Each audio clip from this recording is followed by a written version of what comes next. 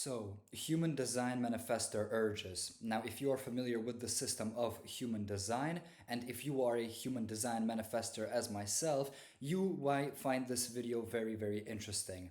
And something I want to specifically discuss are the manifestor urges. Because what is that? Is it something only the manifestors get? What is this whole thing about? So, manifestors are basically 9% of the human population here to get things done. And they do not have a defined sacral center, which means that they're not able to work at the same consistency with the same energy levels as the energy types, you see? And why does the universe almost choose the manifestor for specific downloads and give them specific urges?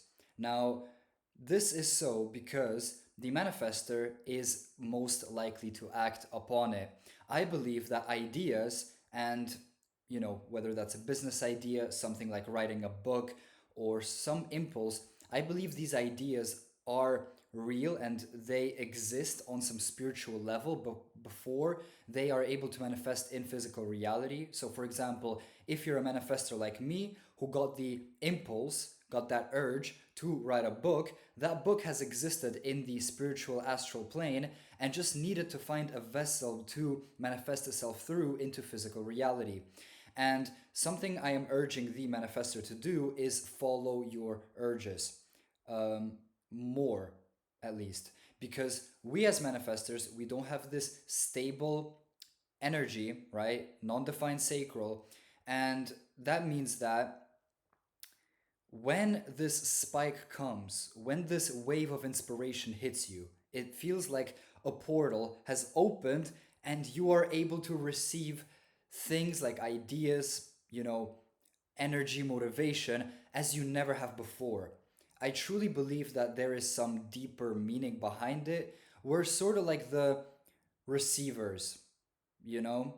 Also, the reflectors as well, who have every single center open. But we are here to receive certain impulses, and that's what happens as a manifester. You will be chilling, you will just be doing your work, and I can literally right now get an idea like, oh, I need to record this YouTube video. Like half a minute ago, before I clicked record, only then did I get the idea to speak about the manifester, the urge, what that is about. So what I'm doing right now is an example of the manifester following their urge. You get the idea to do something, go on a run, go to the gym, go to the mountain, go, walk your dog, go write a book, go make this sort of business, do this sort of study. You just get these impulses. And what's so important for you to know as a manifester is that this is not random and that these ideas are living concepts, living entities, which are searching for an expression, for a vessel, which is going to bring them into material physical reality. And I believe manifestors are more often chosen by such ideas because we are more likely to turn them into reality. So we have this defined throat center, we have a motor leading up, connecting us to the throat. So we are more prone to just manifesting and actually going through with our, what's it called? This urge, this impulse which is given to us, we're more likely to follow through than the other types, I believe. Although we are not perfectly designed to do it from start to finish, we are more the initiators, you see? But why you should follow these urges is because I believe it is somewhat the cosmos, but it could also be your higher self giving you guidance, giving you ideas of how to better align with your most authentic self, with your authentic path.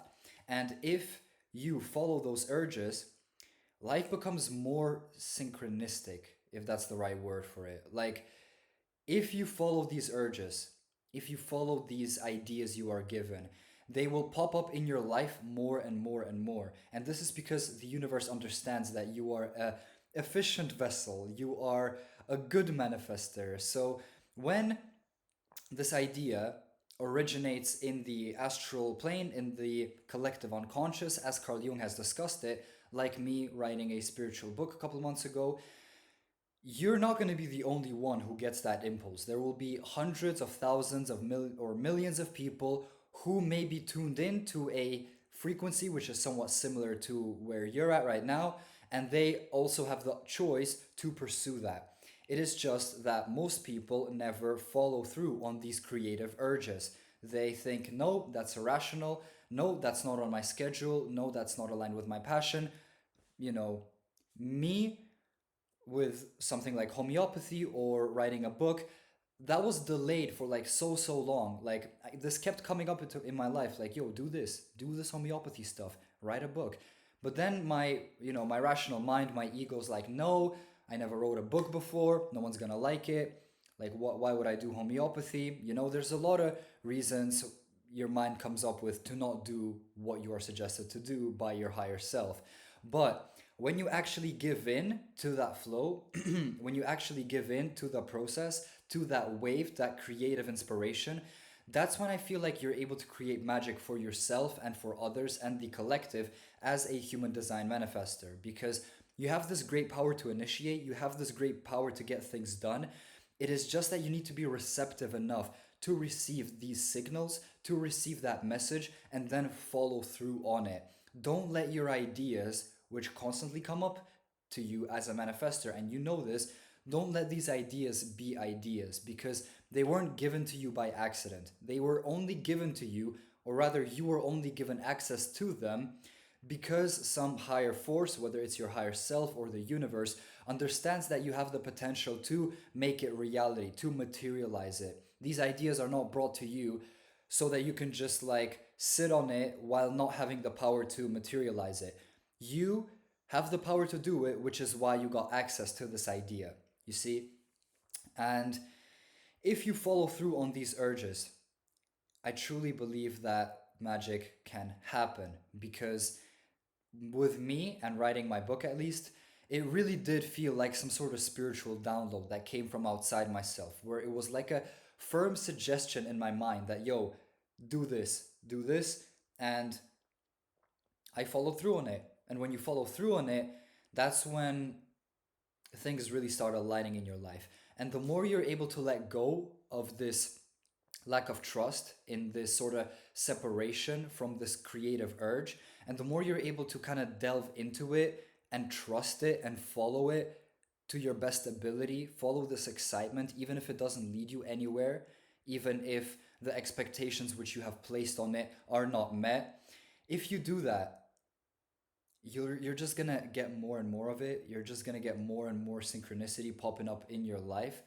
And that's when you become this sort of direct vessel for the cosmos to manifest its ideas through. You see, because the cosmos needs people like that. The cosmos needs people to create things. Even if you look at something like the astral spiritual plane, the angelic realm, all the angels, they have their own mission. They all serve a unique purpose, you see? And they're one stage under, all that is, under, the infinite consciousness sort of.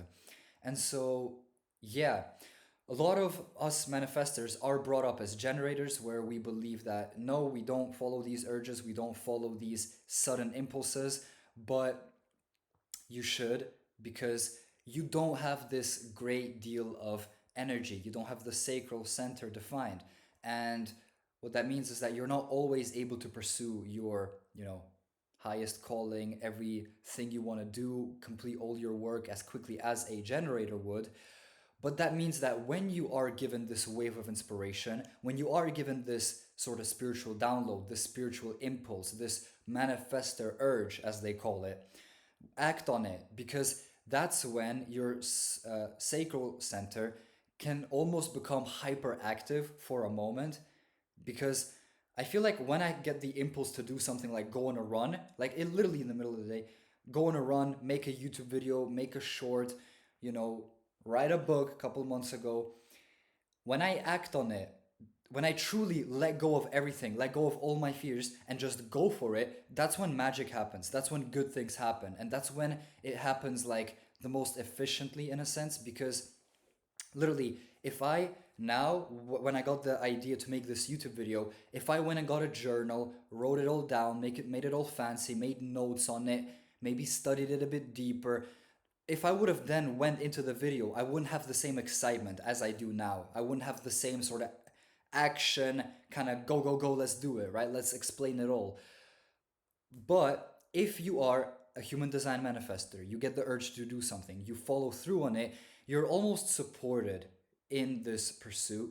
And then after you're done it, you almost like collapse. So at times, I've recorded like a 40-minute YouTube video, a 50-minute YouTube video, or did like 3 4 hours of writing nonstop.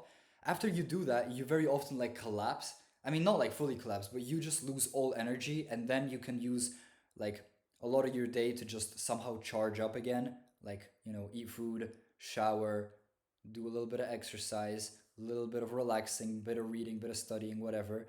But you don't have this great deal of consistent energy as generators do. So when you get it, use it. When you get that spiritual urge, get it, use it, and magic is gonna flow into your life.